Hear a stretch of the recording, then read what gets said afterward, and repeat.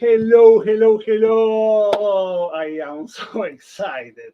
Really, really so excited because the crazy ideas appears and I had this idea to have a podcast that we call Schmoozin with Rabbi Ari. And the idea of this podcast is to talk about the Jewish community in the water, talk about Judaism, to laugh, to have some kind of humor, and to invite people from our community that they can share with us what we have to do at the community. And today we have two special guests. One is a member of our Temple Emmanuel, and he was a past president of the synagogue. And also we have the director of the Federation of Taiwater. So we are going to have this fun time. But also, Aaron, Philip, thank you very, very, very much for My being pleasure. here. Absolutely. To kick things off, you know. Well, somebody needs to translate for your Brooklyn accent. Yes, I am from Florida. Yeah, just But not Florida in South no, United States. not Then originally. Florida in Argentina. Yes, you've come a long way. You've come a Yeah. long way. Well, thank you for having me. I mean, this is the premiere debut episode, which I am proud to be the producer of. Normally, I'm not on camera. I'm usually sitting where one of our guests are right now, off camera. But we wanted to start the show off a little unique, and that is with me interviewing you and letting the audience know just exactly who you are. Perfect. And you are Rabbi Ari. And we're just going to leave it at that Yes. because if I try to pronounce your last name, I'll get No, thrown out. it's So, but Shmoozin with the Rabbi was a cool name because we're really just, the show's going to be all about talk and chat and with friends and all that stuff. But let's talk about that. You mentioned Temple Emmanuel, which of course I'm a proud member of and board member also, because that's what happens when you miss the poker game. But anyway, so you've been the Rabbi at Temple Emmanuel now for how long? I arrived in Virginia Beach on January 2023 Okay. after a huge process of my visa, but I arrived here on almost 3 years Wow. at Temple Emmanuel. I am so excited to be here, and I am coming, as you see, I am not from America, or Mhm. I can say I am from America, but from South America. South- Yeah, so I was born in Argentina, Mhm. Buenos Aires, and I received my rabbinical ordination 2009. Wow. Uh, 16 years old. yes. 16? Yeah, 16 years. Almost. On February, it will be 17 years. Wow, It's my okay. rabbinical ordination in Israel. Okay. And I was 14 years a rabbi in Brazil. Okay. And then we moved with my entire family to Virginia Beach. My wife, Pachi, that she is following me on all my crazy ideas. And she's been very instrumental on this crazy idea too. Yes, I know she yes. created the logo that you see behind us, right? Yes, She did it with the help of yes, graphics, yes. so she's already part of it. And also, I have two kids Yes. that I always like to introduce them, like Please. the Beauty and the Beast. Oh, okay. Yeah, that she is 7 years old, Okay. and Ben, who is 5 years old, and they are so cute. I've met them. I've seen them. So it's a good thing that at the beginning of the first show, you've given your wife and the kids a great shout out, by the way. Yes, That's why yes. when you get home, they're like, oh, that's so nice, Dad. So let me ask you this question. What's one of the big differences between being a rabbi in Brazil and now being a rabbi here in the States? So there's got to be some major differences. Whoa. What I like to say always is there is a huge difference. Okay. You know what is What is it? the zip code? Is ours bigger? Yeah, no. It's not because the numbers are bigger, because the same things happens in Brazil Okay. or America or Israel or Argentina. Okay. Doesn't matter. The point is to be rabbi in Brazil, Argentina, America, or whatever on the globe. The idea is, in my opinion, is to share Judaism. Absolutely. And to share how nice it is to be Jewish. Mm-hmm. Because, okay, I am suspect to say that, but I have never seen in my life something wrong on the Jewish life. Sure. Even when you need to have 25 hours of fast on Yom Kippur because That's coming up soon, by the way. yes, yes, it's not like okay for the diet, but Right. it's to clear your soul, you Right, know. right. And this is really really nice. So Well, there's 613 commandments in the Jewish religion. I counted them one day. I had nothing better to do. yes, And there's 613, although I think some of them need to be updated because I haven't seen a lamb slaughtering, in the middle of the town square lately. Mhm. But there's a lot of, the Jewish religion is a very symbolic religion for everything that we have for our long history. Mhm. Yes, and the upgrade of the I don't like to say that there is an upgrade for the commandments, Mhm.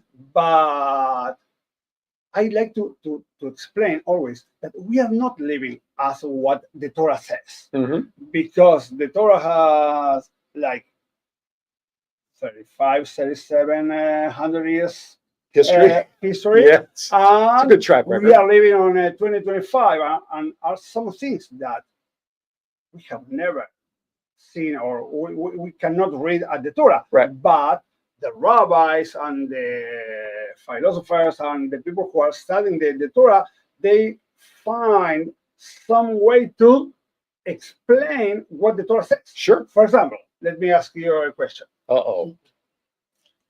What do you think? Do you remember on the 90s was the experience of the clones that they clone the cow? Yeah, and the sheep. The, and the all, sheep? right, Okay. right, right. Okay. Do you think that in Judaism, these kind of things is accepted? I would say my initial reaction is no. Okay.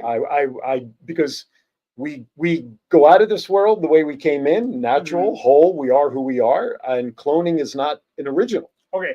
It's a photocopy. Put aside the idea of soul, the Okay. idea of the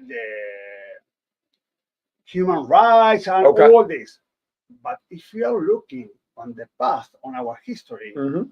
we have a cloning at the Torah. Okay. Within the history of the Torah? Yes. Really? Yes. Okay. I didn't know. Who was the first man on the story? Okay. Well, that would be, of course, Adam, His wife, Eve, and how she was from born. the rib. What is that? It's a whole new joke for spare ribs, is what it is, Rabbi. So, but you're right. Never ever thought about it that way. See, I just learned something today. Never thought about that concept. Absolutely. So the idea of Judaism Sure. is to be actual, modern for the day by day. So Right. the rabbis needs to find some different kind of ways to Right. share what Judaism Sure. is, and this podcast is Okay. some way of this Right. to share with the community. Now, I want to let the audience know, for those who don't know around the world that are watching this right now, first of all, you and I, we found out my previous rabbi back in Las Vegas, Rabbi Felipe Goodman, you actually know, Yes. which talk about a small world story. But for those who don't know, our temple is conservative.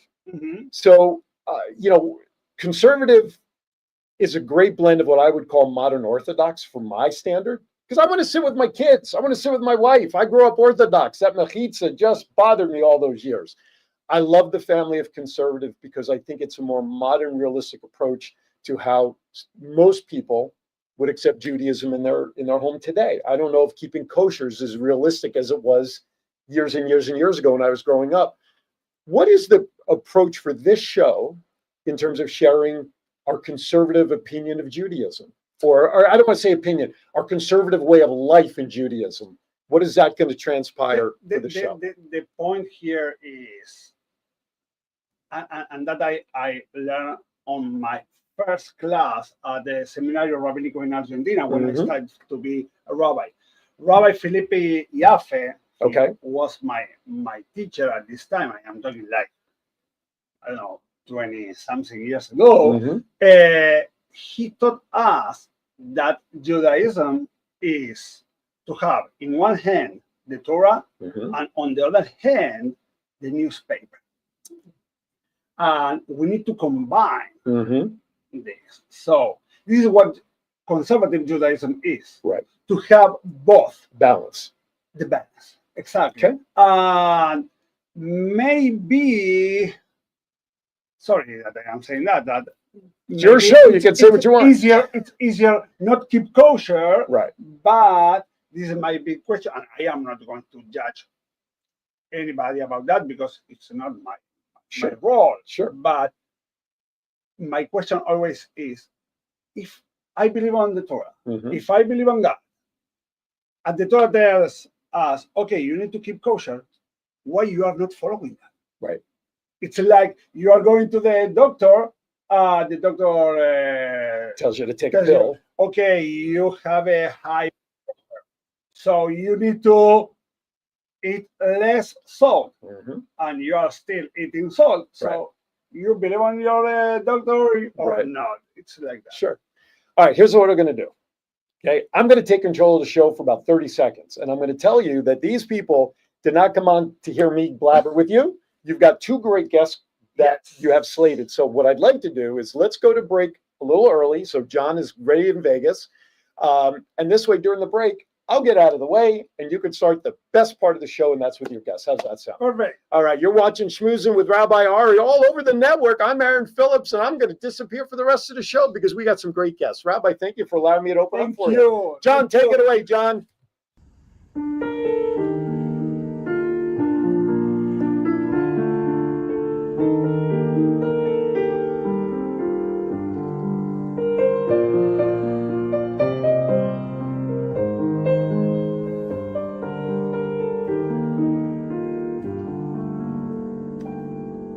קטונתי מכל החסדים ומכל האמת אשר עשית את עבדך. קטונתי מכל החסדים ומכל האמת אשר עשית את עבדך. קטונתי מכל החסדים ומכל האמת אשר עשית את עבדך. אני קטונתי מכל החסדים ומכל האמת אשר עשית את עבדך. כי במקלי עברתי את הירדן, אתה איתי לשני מחנות, הצילני נא, הצילני נא, הצילני נא. כי במקלי עברתי את הירדן, אתה איתי לשני מחנות, הצילני נא, הצילני נא, הצילני נא. כי בחסדך גדול עליי, כי בחסדך גדול עליי. Hello. We are back, and now I have the huge privilege to be with my friend, Dr. Morris Elstein. He is a huge doctor, and not also a doctor. He's a moel. He's making many circumcision. How long are you a moel? Since 1992. Whoa, it's like yesterday. So, and Dr. Elstein, he studied Medical College of Georgia School of Medicine in Augusta, Georgia, and his postdoctoral residency training in Norfolk General Hospital in Norfolk, Virginia, and also he was a president at Temple Emmanuel from 2010 2014, and also it's not only a past president, he's a shaliach tzibur. He's helping at the tefillah at our temple, and also with the Torah, the Haftorah, and many times helping with the sermons also. So Morris, very welcome. It's a pleasure to have you here on my first show. So thank you very much. You know that I like you very much. So Morris, can you share a bit about your relationship with the Temple Emmanuel? Sure. But I have a question to ask you first. Okay. So how many languages do you speak? Uh, Speak. This is a good question because okay, I speak Spanish, I speak Hebrew, I speak Portuguese, and I am trying to speak English too. Well, that was my point. Because you do speak the universal language, which is broken English. And we love that because it just it's so endearing to hear you talk and speak in the synagogue. Thank And you. so I think everyone loves to listen to your sermons and what you have to share and say. Thank you. Thank you very much. So, as I ask you, you have been at the Temple Emmanuel. You are connected to Temple Emmanuel for a while, right? Yes, so I've been a member at Temple Emmanuel since 1981. And, you know, when I came, I had been a member of the Orthodox Synagogue in Norfolk. And it was my first time at the Conservative Synagogue in Virginia Beach. And what took me back was there was a woman sitting on the bema, which I had never seen before. Oh my gosh. And she had a fabulous voice, and everyone participated and sang. And it was my first introduction to egalitarianism. And it was absolutely wonderful. And I wouldn't go back any other way. Egalitarianism is where it's at, in my opinion, in Jewish life. Mhm. And since that time, I've sat on the board for many, many years. I've held every office in the synagogue except for the treasurer. Mhm. I've actually been the rabbi there twice at two different times for a year each between rabbis. And so I've been very much involved with the synagogue.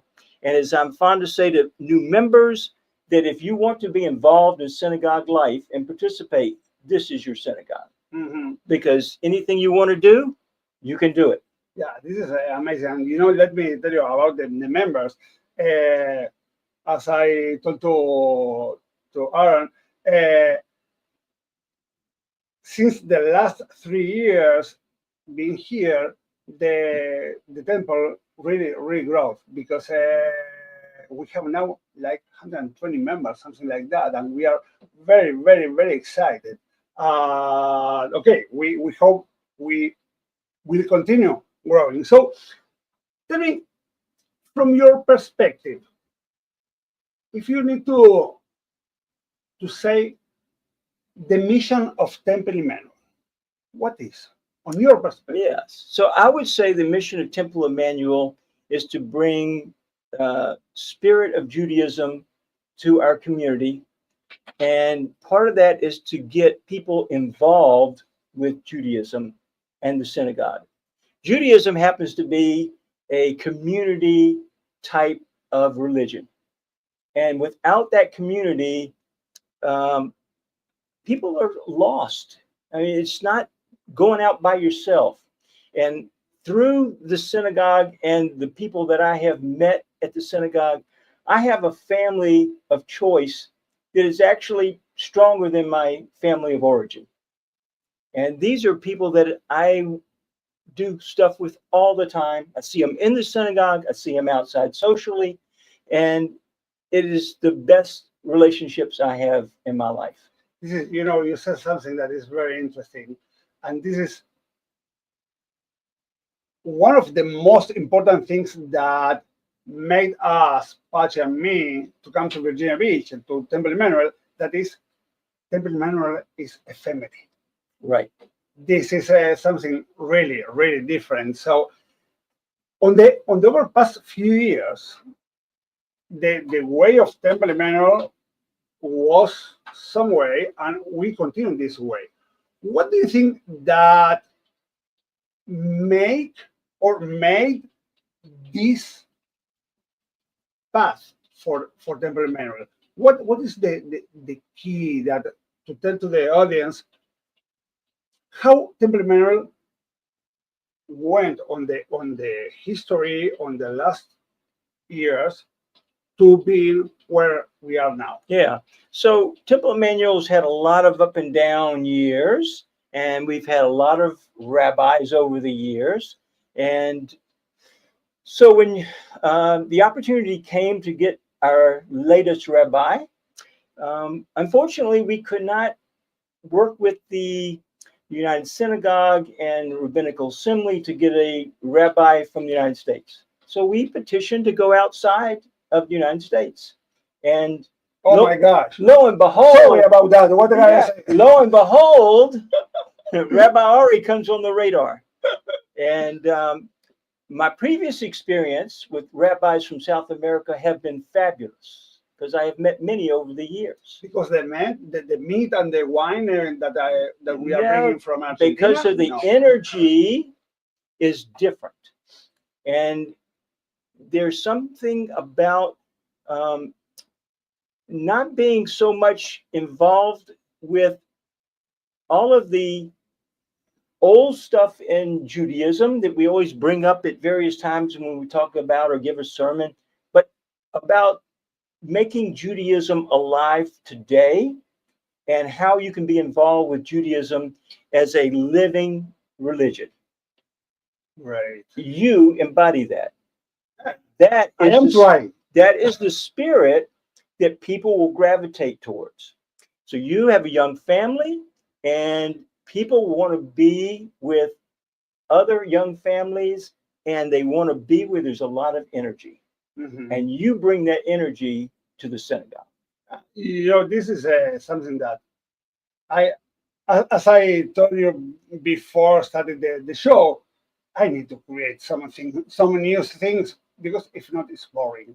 Exactly. You can't do the same stuff over and over again and expect a different result. Yes. Yes. And this is a new age and a new trend. And if this brings people into the synagogue or closer to their religious activities, wonderful. Mhm. This is just another media mode to do it.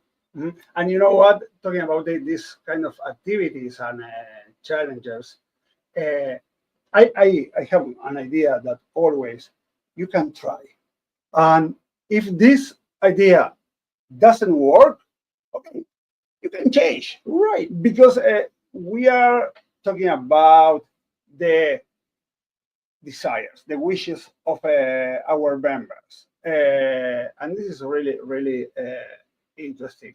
And let me ask you something else about do you think that, or let me re-ask the question. What do you think that are the challenges that they need to go ahead? It's like, what are the point where Temple Emmanuel needs to go? Yeah. So that's a great question for many reasons, because the challenges that Temple Emmanuel has is a challenge that all the synagogues have. It's how do we bring people back into the synagogue life? And what's going on in our extra synagogue life is the conflict. So, if I tell you that when I was in Hebrew school, I went 4 days a week to Hebrew school, Shabbat services, and Sunday school, people today would be flabbergasted. I mean, we're lucky we can get children there once a week to Hebrew school and maybe Sunday and maybe Shabbat. So things have changed because we have all these outside influences that are affecting and coming into our Jewish life. So, like, why don't you come to synagogue on Saturday? Well, I have soccer, I have baseball, I have this activity or that activity. And so those are kind of the challenges that not only Temple Emmanuel has, but all the synagogues have. So the thing that we have to do is up the ante, up the game to try to find the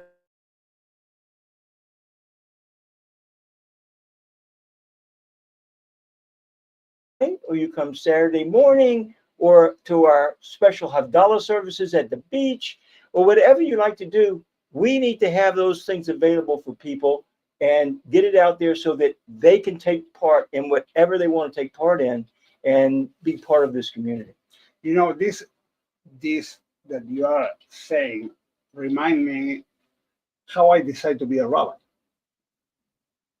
I decided to be a rabbi when I was studying for my bar mitzvah ceremony. And at this time, Rabbi Eliseo Rosenbasser, that he's a rabbi now in America, in Philadelphia, he created for the students of bar mitzvah that was unbelievable. You need to come to the service Saturday morning, and after service, after the kiddush, let's play football, like soccer, not football that you are playing here. Right. That I am not understanding how is this relationship with football when the football is more with the hands and not with the foot. feet, right. With the feet. So this is very, very interesting. But anyway, the idea is to create some things that are interesting for the people.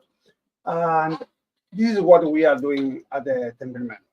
We are trying to give many different kind of opportunities, like the Abdallah that you say at the beach, or the Kabbalat Shabbat, or Shacharis of Shabbat, or Rabbi on Demand, or the Hebrew classes at the JCC that we are giving, or to do healing, or the religious school, or many different kind of things that are all of them for the community.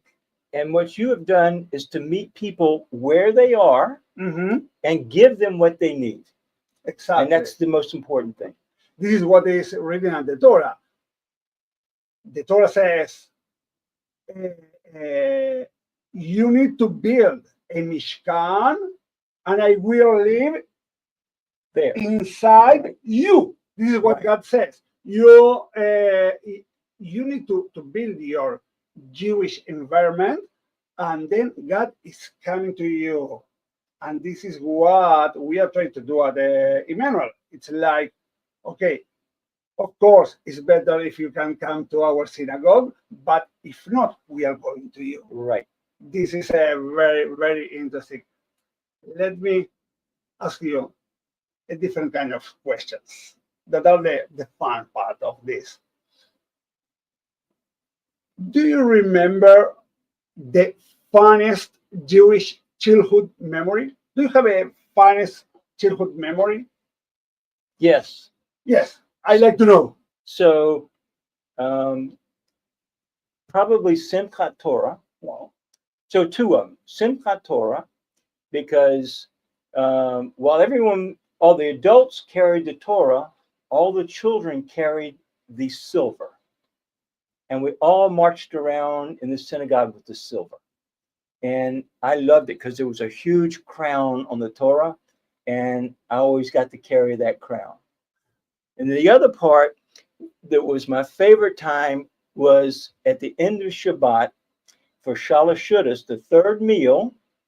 It was attended by all the men who made the meal, and then a lot of my classmates were there, and the men, and we had a wonderful third meal. The And children. no. They had sardines, they had this and that, and we all sat around. We sang Zemirot, and then we went back, and the biggest thing was who would hold the Havdalah candle. Nice. And that was always the fun. And then, for the new moon, we would go outside and we would say the blessing for the new moon. Wow. And it was just memories that stay with you forever. Yes, totally. And the last question. Did you read the Torah, right? From beginning to the end. Yes. At one time or the other. Okay, perfect. So, do you know the characters at the Torah, right? Mm-hmm. If you have the opportunity to invite one of all of them to your Shabbos table, Mm-hmm. which one would it be? Mm-hmm. And why? Yeah. So I would probably invite Joshua. Joshua? Oh my, why? Because as he grew up under the auspices of watching Moses and learning all that time, having all the humility to sit back and wait for his time to come, and then became the great leader that Joshua became. Yeah, and also the first book after Right, it's the book of the Joshua. Deuteronomy is the book of Torah. Right. Maurice, thank you very, very, very much. You are amazing, unbelievable. Thank you. Even I was nervous, but thank you for You did. being. You were wonderful, Aaron. Thank you, and good luck with everything. Thank you, and my friends. It's time for the one of the surprise that I have for you. You had a little bit of like an avant premiere that we showed before starting to talk with Maurice, and this is a song that we prepare. Also, I didn't, but Cantor Alberto, who is coming for the high holidays, and this is the third year that he will be with us this year for the high holidays, starting Rosh Hashanah on September 22nd. He recorded a video with the song Katonti. The song Katonti is a song who was not written because came from the Torah, came from the book of Genesis, chapter 32, verses 10 and 12.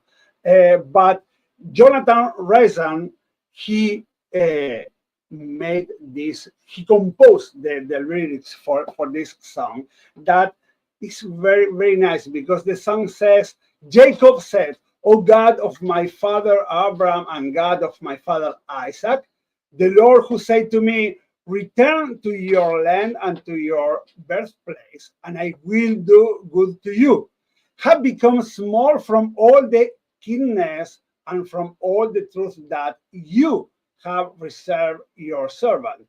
For with my staff I crossed this Jordan, and now I have become two cats.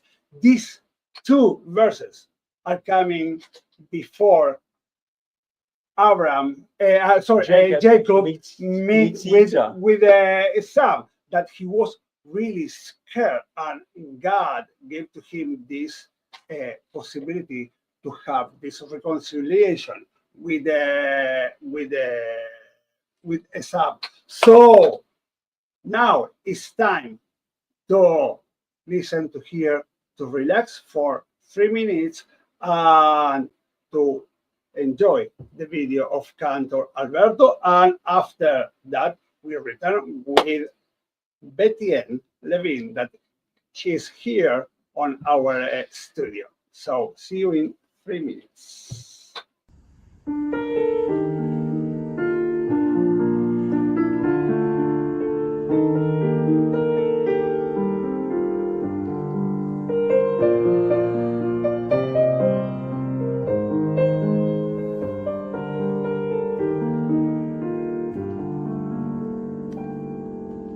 קטונתי מכל החסדים ומכל האמת אשר עשית את עבדך. קטונתי מכל החסדים ומכל האמת אשר עשית את עבדך. קטונתי מכל החסדים ומכל האמת אשר עשית את עבדך. אני קטונתי מכל החסדים ומכל האמת אשר עשית את עבדך. כי במקלי עברתי את הירדן, אתה איתי לשני מחנות, הצילני נא, הצילני נא, הצילני נא. כי במקלי עברתי את הירדן, אתה איתי לשני מחנות, הצילני נא, הצילני נא, הצילני נא.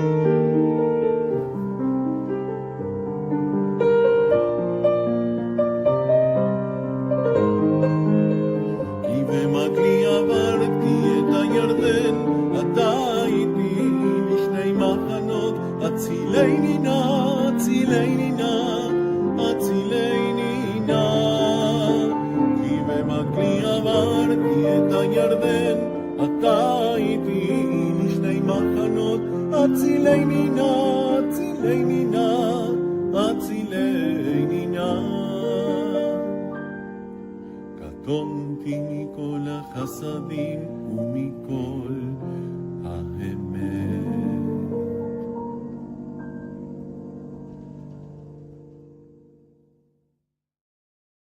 Love it. Okay. Hello, hello. We are back, and now we have the opportunity to share the screen and the microphone with Betty and 11.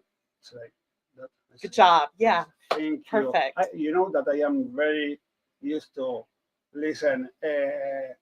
Oli Zaleski. I have a very fun story about my last name. I was at the beach in Porto Alegre, and we ordered.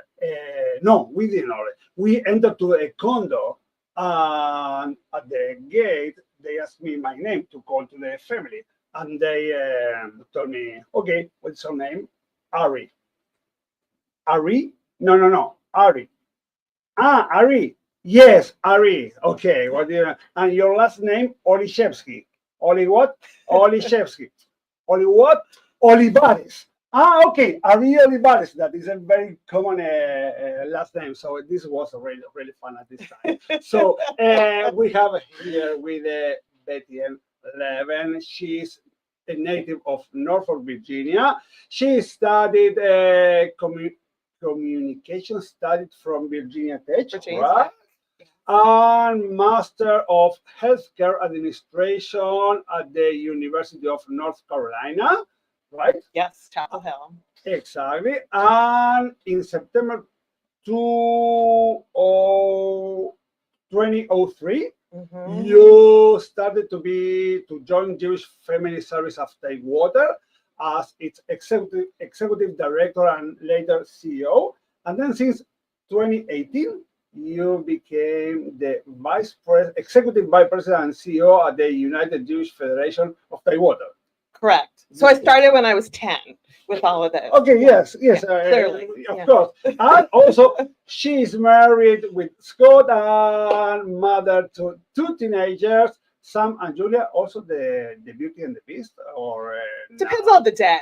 Like which one? Yeah, I will say that Dr. Elstein, your last guest, was the model for my son. I'll embarrass him. 17 and a half years ago. So Yeah. I'm very honored to follow him. On your show today. maybe Simon changed to be from the Beast to the Prince. Correct. Yeah, Exactly. think Good job. Yes, Yeah. I am Yeah. glad to it. Yeah. Okay, perfect. So, great. So, can you tell us, because one of my ideas for this podcast is to show to the audience what the Jewish community in Tidewater is, because even I am a rabbi, I'm sure that I don't know the totality of the community. Sure. And the base of the Jewish community, of course, came from the Federation. So, can you tell us what the Federation does and how it works? Sure. Well, first of all, thank you for having me. Very honored to be here in Mazel Tov on your first episode. So, the United Jewish Federation of Tidewater, our goal is to strengthen Jewish life in Tidewater and enhance it and ensure that we're here for generations to come. So, I think of us as the center of the community, with around us all of the synagogues, our Jewish institutions like Strelitz International Academy, like Torah Chaim, our day schools, Bina School for Girls, the Yeshiva, our agencies like Jewish Family Service of Tidewater, where I was for 15 years before the Federation, programs for Jewish youth to enhance Jewish identity, like BBYO, like synagogue youth groups, like USY and others, and a variety of programs. We're very, very lucky to have a strong Jewish community. Federation's over 50 years old in our community, and we're one of 46 around the country, and Canada, Jewish Federations of North America. Mm-hmm. So all striving to build Jewish life in our communities, to protect our communities, and to support Jews not only locally but around the world in Jewish communities with that value, Klal Yisrael, we're all one people taking care of one another. So perfect. So, and here is when came to me a question because you are a professional working there. But at the federation, you can say that are only it's mostly run by professionals, or do volunteers play a big role as well? Volunteers play a huge role, and we have a great team of professionals at the Federation and the JCC, but we couldn't do it without our volunteers, many of whom are lay leaders on our board of directors, on committees, but also coming in with ideas and programs that they'd like to see in our community. One of the biggest things that we do is build financial resources. So we do raise funds to support these programs and institutions I talked about in Tidewater and around the world. And we could not do that without volunteers who have those relationships, talking to members of our Jewish community about what we need, how do we make sure that we're here for generations to come. So they play a very key role. Perfect. And if someone of the audience like to be a volunteer, what they need to do? Well, they can call me at the Federation, 965-6100. Go to our website, jewishva.org, and talk to any of our great team. You can see on there the different opportunities to get involved. So we'd love to have you. I mean, that's what we need. We need people coming forward. How can I play a role in strengthening and building our Jewish community? Perfect. This is very, very, very important, because if you are part of the Jewish community, the Judaism is one of the most important mitzvot that we have. The commandments is the tzedakah, but not tzedakah just to help with money, right, for who is in needs. It's like, hey, we are family, so we need to help each other, and this is very, very important. So if you like to be a volunteer, please call to Betty Ann, and also you can enter to the website or the Facebook page. And also, let me tell you, please follow us on Facebook and follow us on YouTube, that you are going to know that when the shows are coming. With great technology, we have the website crawling at the bottom of the screen right now. Perfect. And I will have a scroll up for Shmoozin with Rabbi Ari for people to access. The magic. Thank you, Aaron. Technology. Thank you. So here is when I have a question, because looking to the Jewish community of Tidewater, and how we can describe this community on your thoughts. If you are going to, you are on a mission going to Argentina. Ironically, we're talking about that. So. Okay. So and you need to introduce the Jewish community of Tidewater. What are you going to say today? I would say generous. I would say generous with their time, the community members' time in terms of being involved in programs, generous with funds to help the Jewish people in Tidewater and around the world. There's many programs, use the example of Argentina, that we support through our overseas partners, like the American Jewish Joint Distribution Committee, the Jewish Agency for Israel, World Organization for Rehabilitation and Training, that has schools in Argentina and around the world, and to really support Jewish people everywhere. We are a family. So generous is how I would describe the Jewish people of Tidewater. This is something that I am talking about myself. I am saying that I cannot make a difference between Ari and Rabbi Ari. It's like, Ari and the rabbi. I am Rabbi Ari or Ari the rabbi or whatever. It doesn't matter. I feel I live as a rabbi, I live as Ari, and I am really proud to be not only a rabbi, before that, to be Jewish. Right. Are you proud to be Jewish? I wouldn't be doing this if I weren't proud to be Jewish. I'm so proud. One of the reasons that I was interested in moving into this role at the Federation was the best part of my job at Jewish Family Service. It was a great job in many ways, lots of ways, but talking about our Jewish community and how wonderful we are as a Jewish community and what are our opportunities. This is my community. I was born in Norfolk. That's why I say Norfolk, not Norfolk. I was born in Norfolk. I went to the old JCC preschool on Newport Avenue. I grew up over what we call the peninsula around here, New Williamsburg. My father's family is from the peninsula. Went to the JCC there, was involved in different programs, was so happy to come back over here. But I love being Jewish. I love the values that the Jewish people bring to what we do every day. And it's so important that we all step forward and show how proud we are to be Jewish, exemplify in our daily lives all of our values. And that's why we're the strong community that we are, because we've got such dedicated people who love being Jewish. Perfect. And talking about that, where do you think there is room for growth? I think it's similar to what Dr. Elstein was saying in terms of synagogues. There's so many other options these days in terms of where we go to work out, what programs we go to, things we're involved in with our kids. So I think that we all need to look at what can I do to help build my Jewish community, make sure that I have strong programming here for my grandchildren, that I have strong Jewish education, that we have strong synagogues. So we all need to really think about what role can we play. There's something every single one of us can do in our Jewish community to strengthen it. So what can each of us do? Step forward. Perfect. Say Hanani. Yeah. Here I am. And you told us that the Federation have really a very good connection with Israel. And can you tell us a little bit more about that, this connection with Israel? Sure.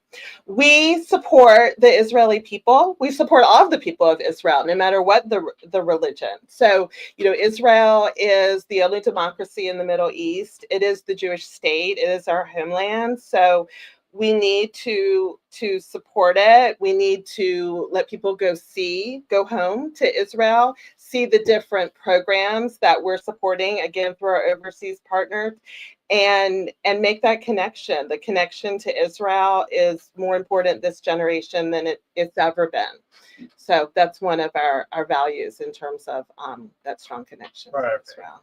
Now I am going to throw you a curveball. Oh gosh. And also I feel that I am a baseball player saying a curveball. But if you can, I'm not going to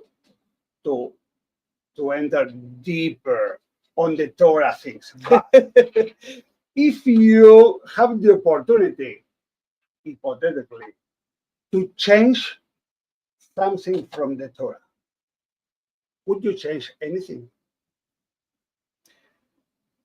No, I wouldn't. I mean, the Torah is beautiful. Look, I'm not in the spirituality business. I'll leave that to you and the other wonderful rabbis in our community. But there's something so sacred about the Torah and our story, and I wouldn't change a thing. I think I have a piece when I go into synagogue, and I've certainly had the opportunity to read Torah. Thank you for not asking me to do it today. On many occasions, it was my honor to do it for both of my kids, B'nai Mitzvah. So there's some things that fine wine.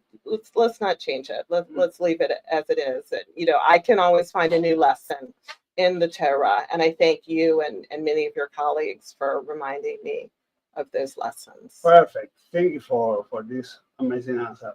And the last one.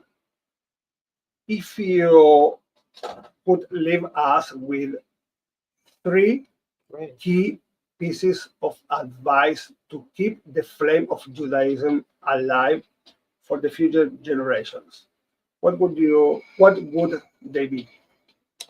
I would say be present, be generous, and be creative, because we have to do things in creative ways. We have to keep reinventing things. I'm going to change the Torah, but let's keep reinventing other things and finding creative ways, just like you've done here, in ways to connect to our community. It's not to change, it's to adapt. It's what I told to Morris. Yeah. It's like the Torah and the newspaper. Right. We need to combine. That was a great analogy. Yeah. It's it's unbelievable to be Jewish and to enjoy what the Judaism offered to us. Yeah, I wouldn't change the Torah, but I would make sure we take the lessons of the Torah and use them in different ways, Yes. creative ways. So the help us Torah is spread. also very, very incredible because you can find, this is something that is really amazing. Every single Friday and Saturday, we have the rabbis giving the sermons. But every year, it's the same parsha, the same portion. And You pull something else out of it. yes, Yeah. every year, you are coming with another message Right. from the same text. Right. So this is really, really unbelievable. So It's a treasure trove. yes.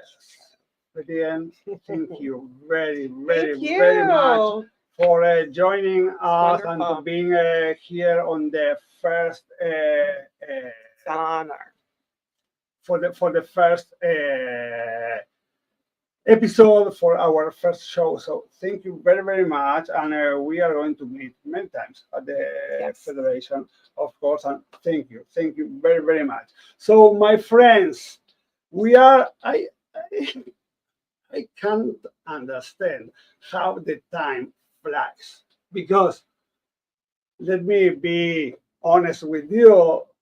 Before starting, I was extremely nervous. And even I was, and I am excited for this first podcast.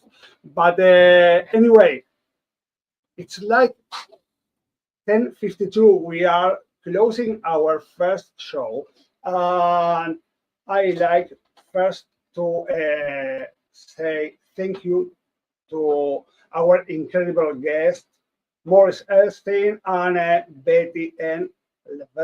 Levin, yes, I did, for sharing their time and wisdom.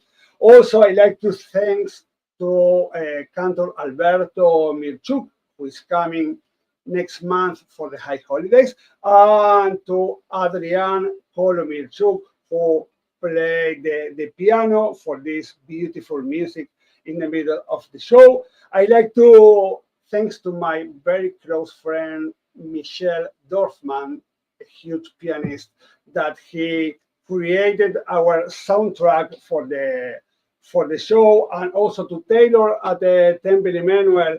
She helped a lot to spread the word about this podcast, and also to Aaron Phillips here at the studio and John in Las Vegas. Thank you very, very, very much for making the set come alive. And the most important, thank you, the audience, for being with me. And you know that a rabbi, if he's not telling a story, in my opinion, is not a rabbi. So for the end, I like to give you a message, to tell you a story that I like very much. The story is the torch, and says, they say that there was a synagogue with a great candelabrum. Every Friday afternoon, the shames, the guy who takes care of everything at the synagogue, would light its candles to welcome Shabbos. One day, a young man asked, who lit the very first candle on this candelabrum? The shames smiled and replied,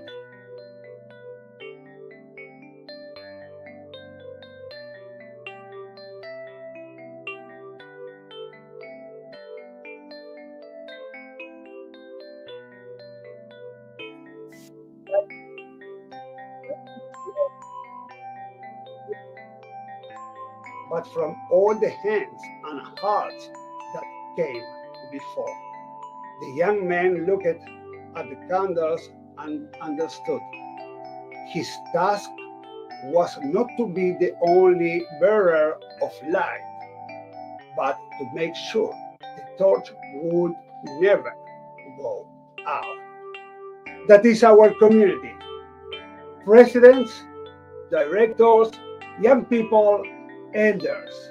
We all receive a flame that does not belong to us alone. Our mission is to care for it, make it shine brighter, and pass it on to the next hand. Because in the end, the strength of a people is not found in one leader alone, but in the unbroken chain of life we keep alive together. Have a great day, my friends. We'll see you soon. See you next Thursday, September 11th, 10 a.m. East, here on our channel on YouTube and Facebook. And I hope you will be with us with the next podcast, Shmoozin with Rabbi Ari. I really appreciate that you were with us. Thank you very, very, very much. And see you soon. A little. Bye.